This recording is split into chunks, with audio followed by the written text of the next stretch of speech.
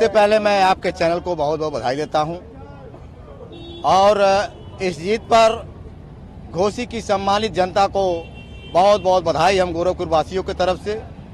जीत की बधाई अपने नेता माननीय राष्ट्रीय अध्यक्ष श्री अखिलेश यादव जी को देता हूं कि उनके कुशल नेतृत्व की जीत है।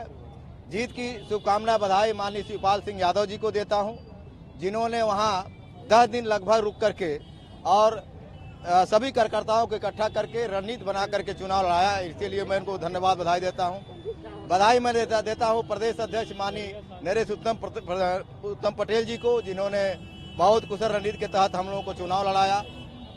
मैं बधाई देता हूं वहां के दलित समाज के लोगों को।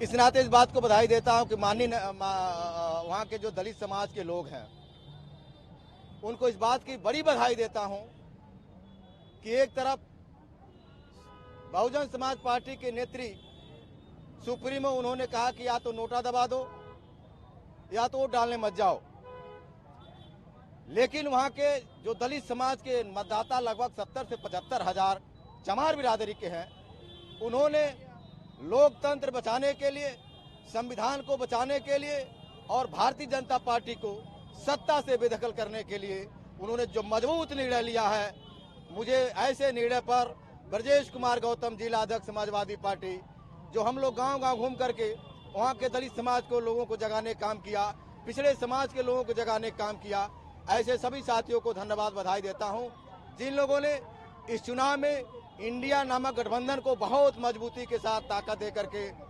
घोसी के चुनाव से शुरुआत करी है। आने वाले 2024 में भारतीय जनता पार्टी को हराने के लिए जिस तरह से यहाँ के समाजवादी पार्टी गोरखपुर के कार्यकर्ताओं ने बहुत चालाकी और मजबूती के साथ लड़ करके और जिताया है, मैं अपने तरफ से जिलाध्यक्ष होने के नाते अभी सभी साथियों को, सभी पदाधिकारियों को बहुत बहुत बधाई देता हूँ, शुभकामना देता हूँ। और अंत में ये कहना चाहता हूँ कि जिस तरह से ओम प्रकाश राजभर जो आए दिन गलत बयानबाजी करते थे, उन्होंने कहा कि अहिरों की बुद्धि 12 बजे के बाद खुलती है, ये उनके खिलाफ मुकदमा हो सकता है। लेकिन यादव समाज के लोगों को मैं बहुत धन्यवाद देता हूं कि उन लोगों के तरफ से किसी भी प्रकार की क्रिया प्रतिक्रिया नहीं हुई, बहुत धैर्यता से काम लिया और कुछ भी नहीं कहा उन्होंने। और इसी तरह से बड़बोले नेता कभी भी उनका बाप और बेटे यानी ओम प्रकाश राजभर और उनका बेटा अरविंद राजभर आए दिन कुछ न कुछ कहते रहते हैं समाजवादी पार्टी के नेतृत्व को, समाजवादी पार्टी के कार्यकर्ताओं को। तो मैं आपके माध्यम से वो नसीहत देना चाहता हूं कि अब आपके तरफ से कोई बयान नहीं आना चाहिए, क्योंकि केवल यादव ने ही जवाब नहीं दिया, केवल समाजवादी पार्टी के लोगों ने ही आपको जवाब नहीं दिया, बल्कि घोसी और आसपास की सभी जनता ने मिलकर के आपके बड़बोलेपन का जवाब दे दिया।